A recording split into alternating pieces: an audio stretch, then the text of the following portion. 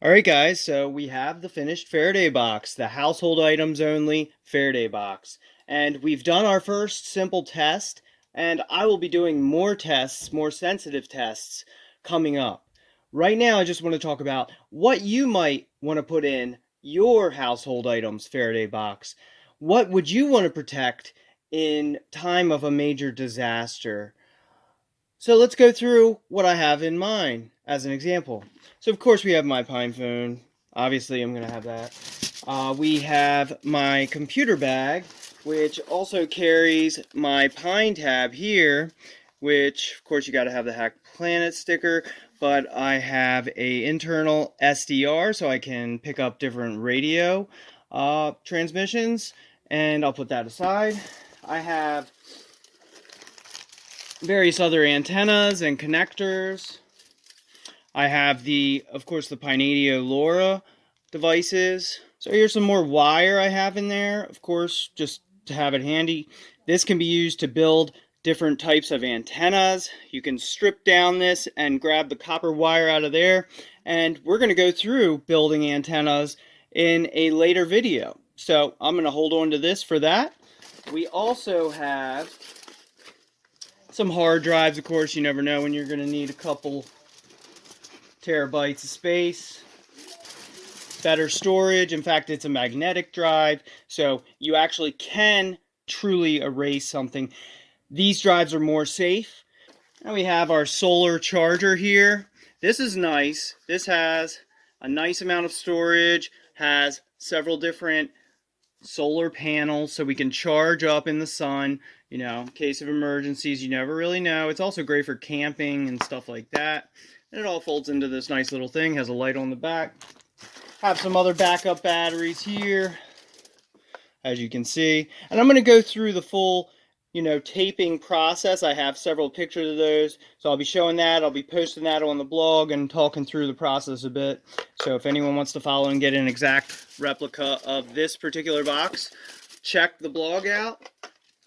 Of course, I have another Pine 64 board here, which is nice to have. I have a Baofeng radio. Everyone has to have one of these. Check my earlier video on this. It's basically a handheld ham radio, great for emergency situations. Now, of course, if you're going to, transmit on the ham bands, you should have your, license to do so. So, otherwise, makes great emergency situation. These things are only like $27, so go ahead and grab one of these up. I have another software-defined radio, an RTL SDR. This is another great receiver here, just as I can hook this up to my laptop, as I have the internal SDR on the actual Pine tab. So both important items.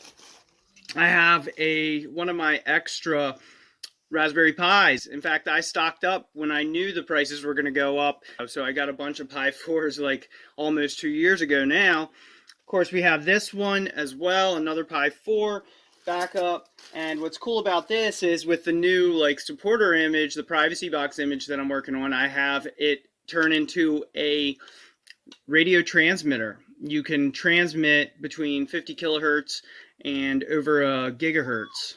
I'm not sure what the end point is there on that, but you simply hook up one of these GPIO wires here, one of these GPIO wires, and hook it onto the pin 7 here, and at that point you have your own radio transmitter. You can combine that with the actual receiver, so you can make a little station, a little communication station, by simply adding this wire here, using, and we're going to talk more about this type of setup, but this would be your receiver.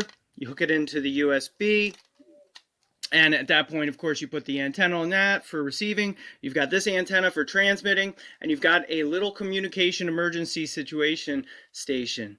That's pretty cool, so wanted to share that with you guys. And of course, I have some other electronic things for reading, fuses and whatnot.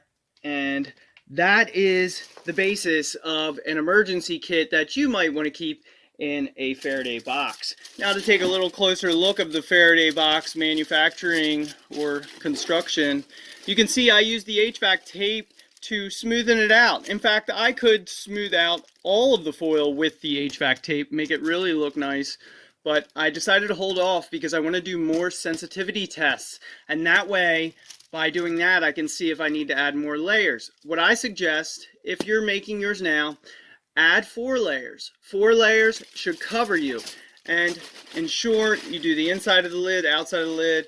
You don't want to leave any gaps. In fact, you can put certain types of holes in it if you wanted to able to receive certain frequencies and block other ones.